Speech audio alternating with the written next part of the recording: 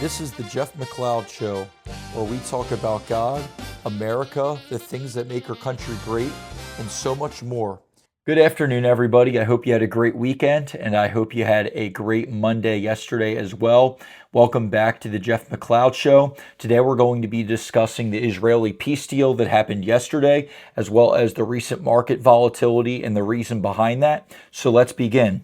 So, of course, yesterday a historic peace deal was signed that ended the Israeli-Hamas war. There were members from multiple nations that were able to meet in the state of Israel, and Donald Trump flew there via Air Force One from the United States and gave a speech. So some notable things that happened before and during the speech. So two Knesset members were expelled protesting Trump's speech. They called him a terrorist. So this is the guy that's standing up for your country and wants the Palestinian state to be rebuilt, or at least that area of land to be rebuilt. And you're calling him a terrorist. I don't think that's a very warm reception from these two members. The name of the one was Ayman Oda and the other was Ofer Kasif. And I'll describe who they are. Oda is a Palestinian-Israeli lawyer and politician who was the leader within the Hadash party and the broader Hadash-Tal alliance. So he's a Palestinian, so obviously he is going to be anti-Israel for the most part. He almost was expelled from the Knesset on multiple different occasions during this war. And that's a broader topic for another day. Is Israel did limit some freedom of speech during the war, but the United States has also done that historically. Whether that's right or not, I think that's very much up for debate, but Israel did it and the U.S. does do it sometimes during wartime. Ayman Oda is also the voice for the Arab minority in Israel, advocating for greater equality, civil rights, and political recognition. So there's nothing that a Palestinian living in the state of Israel and Arabs don't have compared to Israeli citizens. They all have the right to vote. There are over 1 million Arabs in Israel, and many of them love the state of Israel, even though they're Muslim or they come from a different background. So for Ayman Oda to be calling for greater equality and civil rights and political recognition, I believe that is in direct confrontation with Israel itself. Really, you can't have peace with a nation that doesn't want peace. And you see that between Palestine, which isn't technically even a nation, and Israel itself. Oda has been outspoken in criticizing Israel's military actions in Gaza and has called for recognition of a Palestinian state. How can you have a Palestinian state when the people that are living there don't want to have peace? It's impossible. You basically have to have outside leadership rule it, which for a little bit, President Trump, as well as some other Arab conglomerates, are going to be ruling the Palestinian region of the world. It's not even technically a state. At least the U.S. doesn't recognize it. But I don't see how you can have an official Palestinian state when the people there want basically Israel's annihilation. The same thing with the people in Hezbollah in the north, in Lebanon. They don't want Israel's existence. So if you're Israel, how can you allow a nation that's bordering you that hates you to form their own state? It's not possible. It's not feasible. So we'll move on from there. So Ayman Oda has also faced repeated threats of expulsion from the Knesset over statements perceived as too critical of the state. In July 2025, a motion to expel him failed. So that is one critique I do have on Israel, is during this wartime process, there have been limitations of rights. But that honestly has been going on around the world, and it's not exclusive to Israel. It's happened in the United States during World War I. It happened during the Adams administration in the United States. It happened in France during the last election cycle. Marie Le Pen was silenced for her beliefs, and they ended up going after her over tax fraud, which is stupid. Most of these politicians, you could examine their finances and dig up something against them. So going back on point, he faced threats of expulsion, and there's just been a limit of freedom of speech around the world, which is very harmful, and I'm not for it, but I'm not saying it's an exclusively Israel problem. It's a problem around the world. The other man who was expelled during President Trump's speech was Ofer Kasif. So if I'm pronouncing these names wrong, pardon me. Kasif is a far-left Israeli MP representing Hadash in the Knesset. His political views are shaped by socialism, Marxism, and strong critiques of Israeli government policy, particularly regarding Palestinians in Gaza. So just like America has its own liberal faction, we have leftists in our country, Israel has leftists in its country. And this war very much unified most of Israel. The people on the left saw what happened in the south and they were outraged by it, how Hamas was able to penetrate into Israeli territory and kidnap men, women, and children. So what this war did is it unified most of Israel, not all of it, as we're seeing right now. So war will do that. War is a big unifier, and many people critiqued Benjamin Netanyahu that he was assuming extra power because of war, because he wanted to keep the country unified, because there was basically a strong possibility that he was not going to win re-election because there were many different factions in Israel. There were left-leaning, moderate, and very conservative factions. So Ofer Kasif was one of these. He has been suspended from Knesset duties in the past for 6 months in 2024 for remarks critiquing Israel's conduct in the Gaza war. And if we had a war going on in the United States and say we were fighting Mexico or we were fighting Iraq or some other country, there would definitely be people that were critiquing that war. So that's not something that's unique to Israel once again. I feel like people right now demonize Israel when most of the rest of the world would do the same thing if they were faced with the same predicament. Doesn't mean everything Israel does is right, because I'm certainly not for the limitation of freedoms of speech. But that being said, sometimes things happen during war, and it's happened in the United States, so it's not exclusively Israeli. Now we're going to move on to President Trump's speech. So I'm going to give you the direct quote, and honestly, I've watched bits and pieces of it, but I've not given a full breakdown of it yet. So I will, basically, it's going to be raw, it's going to be on the fly, and I'll react to it. Thank you very much, he said. Thank you. Thank you very much, everybody. It's a great honor. Nice place, very nice place, Mr. President, Mr. Prime Minister, Mr. Speaker, esteemed members of the Knesset, and cherished citizens of Israel. We gather on a day of profound joy, of soaring hope, of renewed faith, and above all, a day to give our deepest thanks to the Almighty God of Abraham, Isaac, and Jacob. Not much to say there. It's just an introductory. It's a salutation, if you will. It's a opening introduction to his speech.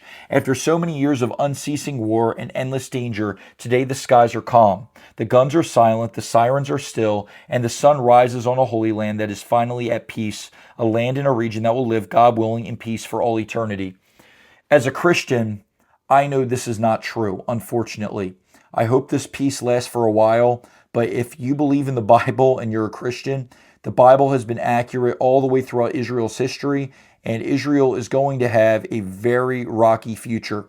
It's going to be bumpy. They're going to face war from Russia. They're going to face war from Iran and from Turkey. So I don't know how long this peace deal will last, but it's not going to be forever, certainly.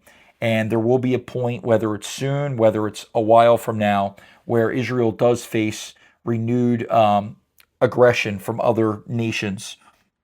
The United States of America grieved alongside you, and we mourn for our own citizens who were so viciously taken that day, to all the families forever changed by the atrocities of that day. I just want to bring up so we can humanize what happened to these people and how deranged these Hamas torturers were. They burned women and children, specifically children, alive. There was one scene where there was a mother and a father, and they were basically tied to a chair, and their baby was thrown into an oven and fried in front of them. And then the mother and the father were brutally murdered after seeing their own son or daughter get burned alive in an oven. That's what the Israelis faced nearly 2 years ago in a week. They faced that.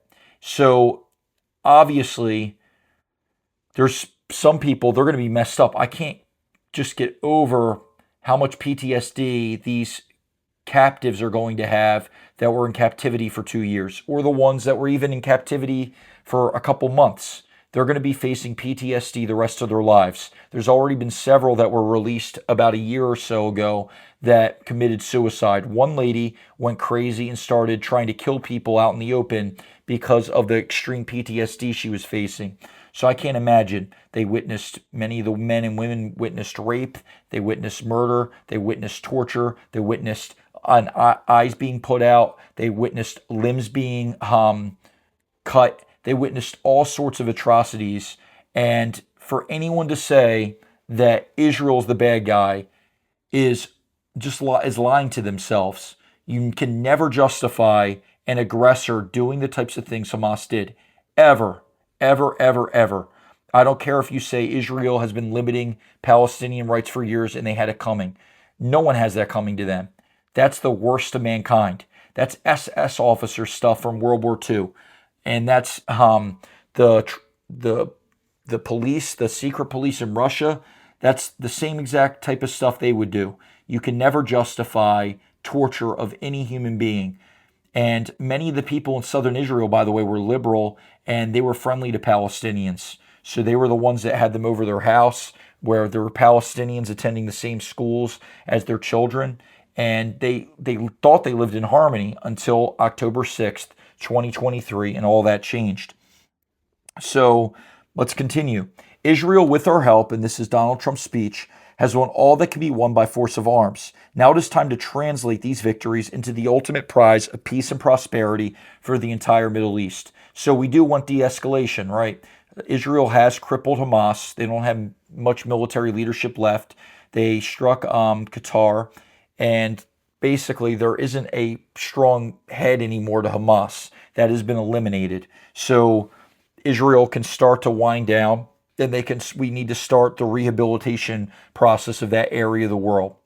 This has been truly an honor. It's seldom that a non-Israeli president is invited to do this, and I love Israel. I'm with you all the way. You'll be bigger, better, stronger, and more loving than ever before. Thank you very much. God bless you. God bless the United States of America, and God bless the Middle East. And in just summation of what happened, Prime Minister Benjamin Netanyahu also stated that President Donald Trump is the greatest friend that Israel has ever had. So they have a good relationship, even though I know President Trump has grown frustrated with them over the last couple of weeks. So I've made my stance clear. We should defend Israel. I don't believe we should be aiding them in acts of aggression against other nations, except in the case where their war against Hamas was, I believe, religiously justified. And the fact that only 60-some thousand people died when it's the third most densely populated portion of the world. Those Hamas terrorists built tunnels under schools, hospitals, churches. And I know I'm going to get backlash from this because this is a hot button. It's a hot topic and people are going to disagree. But I seriously want you to explain, if somebody attacked our country and say Mexico did, and we're trying to retaliate and kill all those terrorists, but they're building tunnels under every school structure, what are we supposed to do? Are we supposed to allow our men, our military men, to go down into those tunnels and get blown up? Seriously, are we? Or should we warn the civilians to get out of those civilian-type buildings, warn them, and then bomb those buildings? That's what Israel did, and that's what I think we would do, and I think that's moral. I don't think that's immoral. I think that's what you can do given the circumstances. So I promise you, Israel was not specifically targeting civilians. There were times where civilians died, and every civilian death, and every death in general in any war, is a tragedy. It's an absolute tragedy. But wars are sometimes justified, and I believe this war was justified. Now I want to bring you into some hostage stories because I want to show you what some of these people went through. And once again, bear with me. Some of these names are a little more difficult to pronounce, so I'm going to try pronouncing them to the best of my ability. The first story is about Tal Shahom, who was captured and in just a tunnel in a prison for 505 days. So he was moved between apartments and later underground tunnels, from tunnel to tunnel to tunnel, because Hamas, as Israel kept on gaining territory, kept on having to move the Israeli captives further into Palestinian territory. In apartments, he was handcuffed, confined to small rooms, beaten, taunted, and humiliated. Later in tunnels, he lived in dark, damp, poorly ventilated cells. So I'm sure you had to deal with bad breathing conditions down there. Probably there were mice and rats and rodents and all sorts of terrible things. He lost 60 pounds over his captivity. So most Jewish people are not super tall. So I'm imagining he probably was coming out of the tunnel almost like a Holocaust survivor. He's probably 110 pounds. He developed a severe leg infection that rendered him immobile for weeks until a doctor intervened. So thankfully, they did allow some doctors to come in. Hygiene was extremely limited. Showers reportedly happened only every few weeks, about every 3 weeks or so. So also, when you're a captive that long, you lose track of time. So I'm sure these people were wondering, are we ever going to be rescued? What the Hamas terrorists would do is they would use torture methods to try just using propaganda, and that propaganda will get old. I'm sure. I'm just speculating at this point, but I'm sure there were all sorts of different terrible things that were done to them. So he focused on preserving his inner life. This is Tal Shahom. Thoughts, routines, hope is something the captors couldn't fully control. So there's a battle. There's something called the law of control. Every individual, every human being wants to be in charge or in control of their surroundings. So a lot of times what people do is they'll have internal coping mechanisms to deal with this lack of control, and they'll control what they can control. That might be for someone with PTSD, turning a switch on where they choose to forget things that they had to endure.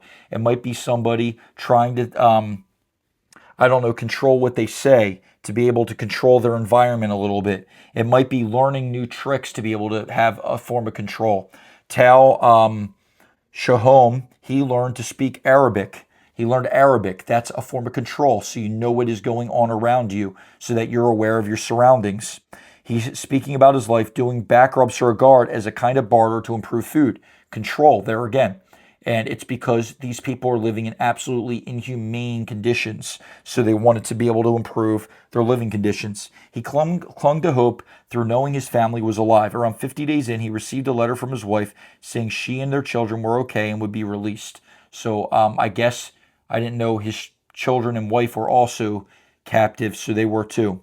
So he was freed in February 2025 as part of a prior ceasefire deal. So that was earlier this year, and he's helping now with people overcome this. So Noah Argamani. So we're going to be hearing more stories of the captives that are released right now, but we're hearing some from people that were released previously. Noah Argamani was taken during the Nova Music Festival attack on October 7th. Excuse me, that's the correct date. A video of her hands outstretched and shouting, "Don't kill me." She was rescued in June 2024, and she was reported from moving between 4 different apartments during the captivity. She said she spent 245 days without outdoor exposure. That's terrible. And there was stuff circulating that, oh, Hamas is keeping the Israeli captives in good condition. Really? You really believe that about them? You don't believe that they're the scum of the earth? If some of these people were willing to burn children alive, they would go to any means to torture somebody.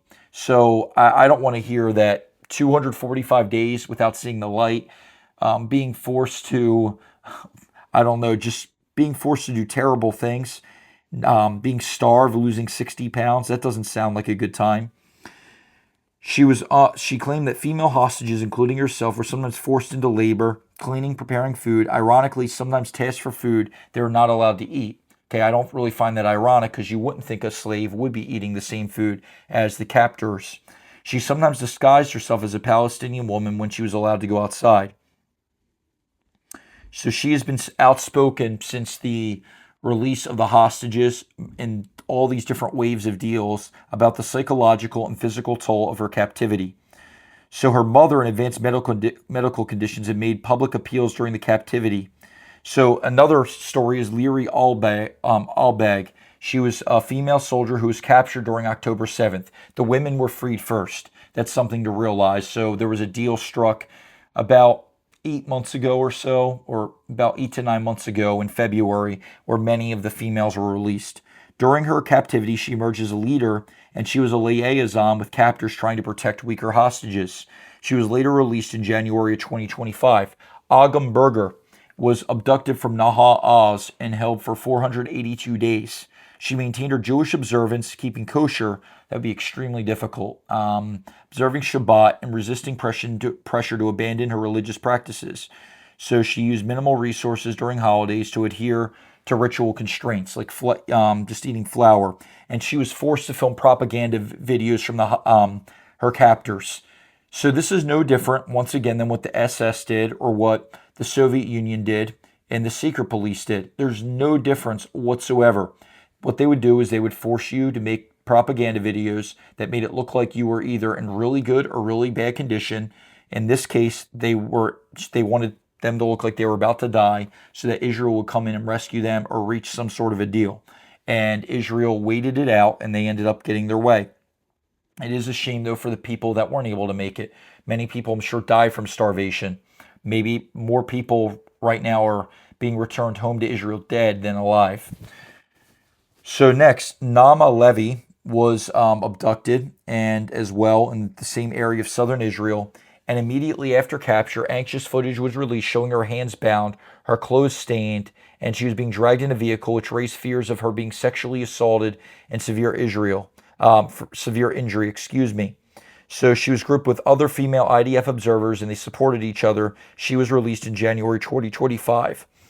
So January in 2025 and February is when a group was released. She joined therapy programs for rehab. These people are never going to have the same lives that they once had, just mentally. So that is needed. Mia Skem was a French-Israeli tattoo artist who was abducted at the Nova Music Festival and held 54 days before being released. So she was part of the first hostage video, and she appeared pale with injuries visible and pleading to be returned. So she claimed that the video was coerced and she was forced to deliver it. So initially she was held by a Gazan family, and the captor's children would stare through the doors. The captor's wife would bring food for him, but not always for Mia. On some days she ate nothing. After 3 days she was dressed in a hijab and forced to have surgery for a gunshot wound. She reportedly didn't receive painkillers and had to do her own bandaging. Can you imagine that? That's like some medieval type stuff. So I just want to paint all these pictures because there are many people today that are returning or that returned, and they're not going to have the same life ever again. They witnessed things that no human being should ever have to witness. They witnessed, many of the women especially who have already been released, the rape of other women, the rape of themselves. They've witnessed mutilation. They've witnessed just terrible things, starvation. They've witnessed the worst of mankind. And these men have as well. So these people are never going to be the same. I just hope that they're able to live a good life where they're able to focus on their family. There's a few that are returning not having any family at all. I can't imagine that. So they need to focus on their family and friends and keep their minds off that stuff because that's terrible. Something else that happened in the last couple days, and if you have crypto or you have just different stocks, you know this. There was a pretty big stock market crash and crypto crash yesterday, actually. It's going to be 2 days ago from the time of filming, and many of the cryptocurrencies lost about 30% of their value in the matter of hours. So that was due to President Trump saying that we're going to place a tariff on China. And whenever tariffs are placed, initially what happens is there's panic among investors, and they want to sell because they're scared that all of a sudden the free market is limited. So there's a lot of times panic, and then shortly thereafter, there is a recovery in the market, and you just see it starting to go up eventually again. And today you're seeing that. There's gains that are 10 to 15% where they're not quite at their previous levels, but they're getting there. So there was an ease in some of the tension, and we'll see where that goes. So here's some other more advanced research that I did as to why the market crashed. The FSB, which acts as a kind of risk watchdog, issued a public warning that the global financial system is becoming increasingly vulnerable to shocks.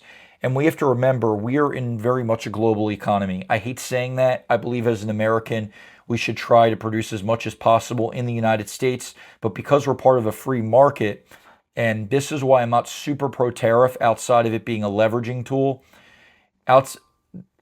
but as being agreeing with the free market, basically what we should do is we should allow free trade. But what that allows is there to be this interconnected global economy. So when China does bad, all of a sudden the U.S. does bad because the prices in China went up.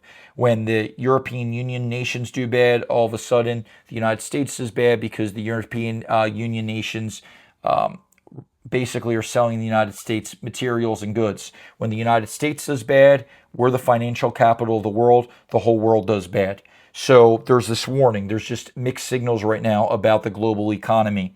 They pointed to a mix of overvalued asset prices. So obviously, before there's a big crash, everything is overvalued and people are buying in more than something is actually worth. Think about 2020 to 2021 when there was that Reddit surge with GameStop where it went up about 15%, no, 100, like 15 times, I meant to say, 15, like a lot, 1,500%. And really, everyone knew that GameStop was worthless. So there ended up being a stock limit to what you could buy. So everyone knew GameStop is not worth this much, but there was a big trigger and then there was a big sell-off, and that's why GameStop is worth nothing again. So when things are overvalued, it's bound to drop. There's rising sovereign and corporate debt. The United States and the world, China, there is extreme debt around the world. And geopolitical uncertainty. So some of the geopolitical uncertainty right now is between Pakistan and Afghanistan. There's potentially a war there. I don't know what Pakistan's doing. They almost went to war with India, but there's clearly a war there. There's a war in Ukraine that's been going on for years. So that also triggers uncertainty. But I believe it was the Pakistan-Afghanistan potential for war because that's new, whereas the Russian-Ukrainian war has been going on for years and the markets by now have become accustomed to it.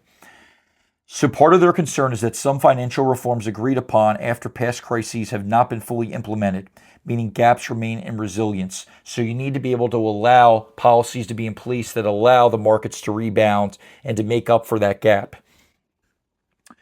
Additionally, gold hit its record high.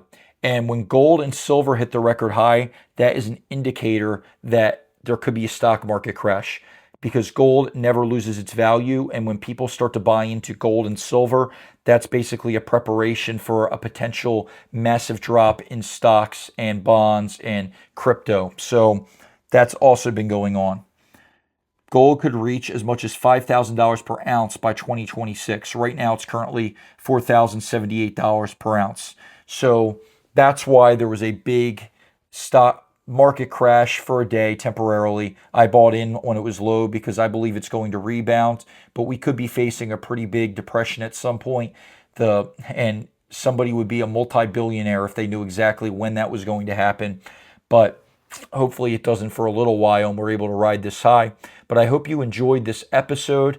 Make smart financial decisions and also realize that there is never going to be any peace till the Prince of Peace comes back and he comes and rules and reigns on the earth one day in his kingdom. But we need to be thankful as well for peace when it does come because it's a lot of times temporary. So enjoy it for the moments at last. But we all know that because of man's sinful nature, war will always be in the heart of man. So it won't ever stop. There will be pauses, but the problem is a problem of the heart. So let's keep that in mind and let's pray for the peace of Jerusalem because God basically says he's going to prosper those who do. So I hope you have a great afternoon and a great day ahead of you.